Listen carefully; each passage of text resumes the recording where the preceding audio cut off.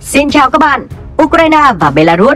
Cả hai quốc gia này về mặt lịch sử đều là một phần của Kievan Rus và liên tiếp bị cai trị bởi khối thịnh vượng chung Ba Lan Litva, Cộng hòa Ba Lan thứ hai và cuối cùng là Đế quốc Nga. Trước khi tan rã vào năm 1991, cả hai quốc gia đều là một phần của Liên Xô với tên gọi Cộng hòa xã hội chủ nghĩa Xô Viết Ukraine và Cộng hòa xã hội chủ nghĩa Xô Viết Belarusian. Là các quốc gia Slav, cả Belarus và Ukraine đều chia sẻ với nhau nền văn minh của các nhóm dân tộc Đông Slavic cùng một số người Nga. Tuy nhiên, vào tháng 8 năm 2020, trong cuộc biểu tình của Belarus chống lại Lukashenko, lần đầu tiên Ukraine triệu hồi đại sứ của mình tại Belarus để đánh giá lại mối quan hệ song phương giữa hai nước láng giềng. Tới tháng 5 năm 2021, sự kiện liên quan đến việc chuyển hướng bay Ryanair 4978 của chính phủ Belarus đã khiến Ukraine cấm các hãng hàng không Belarus hoạt động trong không phận Ukraine.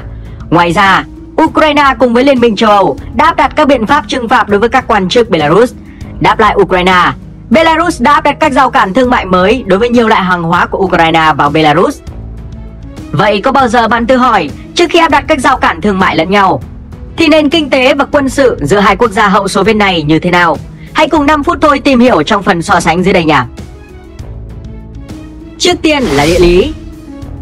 Ukraine, đây là một quốc gia rộng lớn ở Đông Âu, có diện tích là 576.628 km2, là nơi sinh sống của 41.480.000 người. Theo đó, mật độ dân số của quốc gia này là 72 người trên 1 km2. Cảnh quan của Ukraine gần như hoàn toàn là thảo nguyên và đồng bằng màu mỡ, với độ cao trung bình là 175 m so với mực nước biển. Dãy núi Carpathian ở phía tây là dãy núi duy nhất và chiếm 5% diện tích đất nước. Trong đó đỉnh núi cao nhất là Hora Hovela ở độ cao 2.061 m so với mực nước biển. Còn Belarus, đây cũng là một quốc gia tại Đông Âu. Về diện tích, lãnh thổ quốc gia này chỉ bằng khoảng 1/3 diện tích nước láng giềng phía nam Ukraine với 207.600 km2. Nhưng Belarus chỉ có số dân là 9.408.000 người, cho nên mật độ dân số khá thấp, chỉ khoảng 45 người trên 1 km2. Phần lớn lãnh thổ Belarus được bao phủ bởi các vùng đất thấp, bằng phẳng và được ngăn cách bởi các ngọn đồi cũng như các đỉnh núi thấp. Trong đó, hơn một nửa diện tích bề mặt của Belarus nằm ở độ cao dưới 200 m. Trong khi điểm cao nhất của đất nước là đồi Zazinska ở độ cao 345 m so với mực nước biển. Dãy núi lớn nhất là Belarusian Ridge, kéo dài về phía đông bắc, từ biên giới Ba Lan ở phía tây nam đến phía bắc của thủ đô Minsk, nơi nó mở rộng vùng cao nguyên Minsk trước khi chuyển hướng về phía đông để liên kết vùng cao nguyên Smolensk, Moscow. Về kinh tế, trong giai đoạn chiến tranh lạnh, Ukraine là một trong hai trụ cột chính của Liên bang Xô Viết. Quốc gia này đóng góp tới 17% sản lượng công nghiệp và 21% sản lượng nông nghiệp cho nền kinh tế liên bang. Tuy nhiên, vào cuối thời kỳ Xô Viết và đầu kỷ nguyên độc lập, nền kinh tế của Ukraine đã rơi vào suy thoái và lạm phát.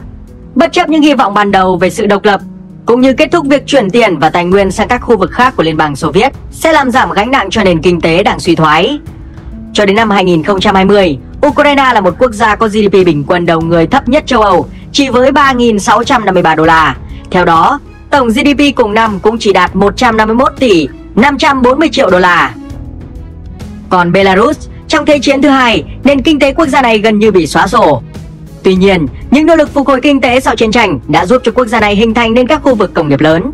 Nhưng nó vẫn phụ thuộc vào các nước cộng hòa khác thuộc Liên bang Xô Viết, đặc biệt là Nga, về vấn đề năng lượng và nguyên liệu khô. Khi Liên Xô tan rã, việc mất nguồn cung nguyên liệu và thị trường tiêu thụ đã làm giảm sản lượng công nghiệp của quốc gia này. Để đối phó với biến động kinh tế này, Belarus đã tìm kiếm các mối quan hệ kinh tế chặt chẽ hơn với Liên bang Nga. Cho tới năm 2020, quốc gia này có GDP bình quân đầu người đứng thứ 7 tại châu Âu, nhưng từ dưới lên, với 6.399 đô la. Theo đó, GDP danh nghĩa đạt 60 tỷ 200 triệu đô la.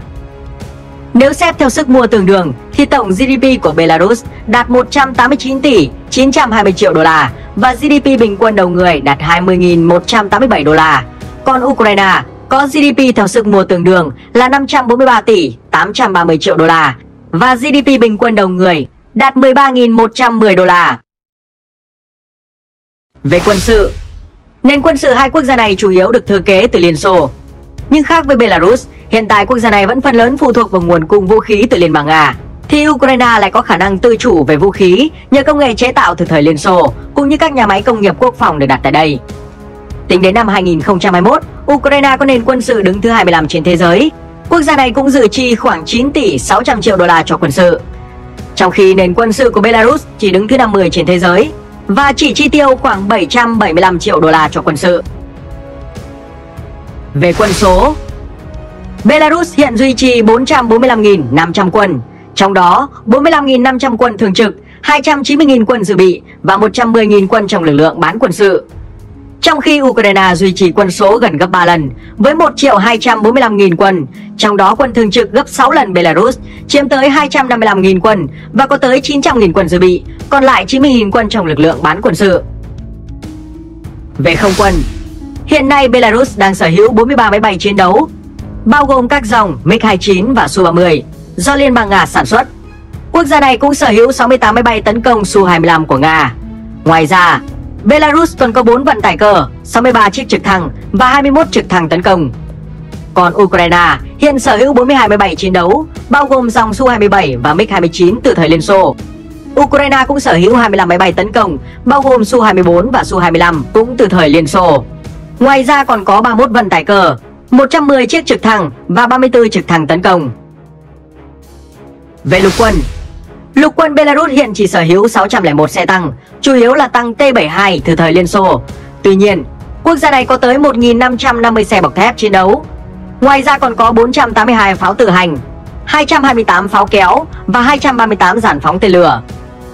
Còn lục quân Ukraine hiện nay đang sở hữu lượng xe tăng gấp 4 lần Belarus với 2.430 chiếc xe tăng, bao gồm cả dòng T-84, T-80, T-72, T-64, phần lớn từ thời Liên Xô và do quốc gia này tự sản xuất. Lượng xe bọc thép cũng gần gấp 7 lần Belarus với 11.435 xe bọc thép. Ngoài ra còn có 785 pháo tự hành, 2.040 pháo kéo và có tới 550 dàn phóng tên lửa. Về hải quân, là quốc gia không giáp biển, cho nên Belarus không có hải quân. Còn hải quân Ukraine chỉ được trang bị một khinh hạm Karivac do quốc gia này tự sản xuất và 11 tàu tuần tra. Về dầu mỏ, hiện Ukraine có trữ lượng dầu mỏ đứng thứ 46 trên thế giới với 395 triệu thùng. Một ngày Ukraine tiêu thụ hết 325.000 thùng, trong khi sản lượng khai thác chỉ đạt 32.000 thùng một ngày. Còn Belarus, quốc gia này có trữ lượng dầu mỏ đứng thứ 52 thế giới với khoảng 198 triệu thùng. Một ngày Belarus tiêu thụ 190.000 thùng dầu, trong khi sản lượng khai thác chỉ đạt khoảng 30.000 thùng trên một ngày. Về giao thông, Belarus hiện sở hữu mạng lưới đường sắt khá lớn, lên tới 5.537 km, với các tuyến đường sắt liên quốc gia như tuyến Đông Tây kết nối Berlin, Moscow, tuyến Bắc Nam kết nối Saint Petersburg và Kiev, tuyến Tây Bắc Đông Nam kết nối các quốc gia Baltic và Ukraine. Ngoài ra, Belarus còn sở hữu 86.392 km đường bộ, một cảng thương mại đường sông và 65 sân bay đang hoạt động. Còn Ukraine, quốc gia này có địa hình khá bằng phẳng, cho nên địa hình ít gây trở ngại cho giao thông vận tải. Mặc dù theo tiêu chuẩn châu Âu, mật độ mạng lưới đường trải nhựa của quốc gia này còn thấp, nhưng đường cao tốc đã kết nối tất cả các vùng và các trung tâm công nghiệp lớn. Còn đường sắt thì chỉ tập trung chủ yếu ở lưu vực sông Donetsk và bờ tây của sông Dnipro. Cụ thể, Ukraine sở hữu 169.495 km đường bộ, 21.654 km đường sắt. Ngoài ra còn có 6 cảng thương mại và 187 sân bay đang hoạt động. Trên đây là những so sánh cơ bản về kinh tế và quân sự giữa Belarus và Ukraine. Còn ý kiến của bạn như thế nào? Hãy để lại suy nghĩ ở dưới phần bình luận cho 5 phút thôi và mọi người cùng biết nha. Xin chào và hẹn gặp lại ở các video tiếp theo.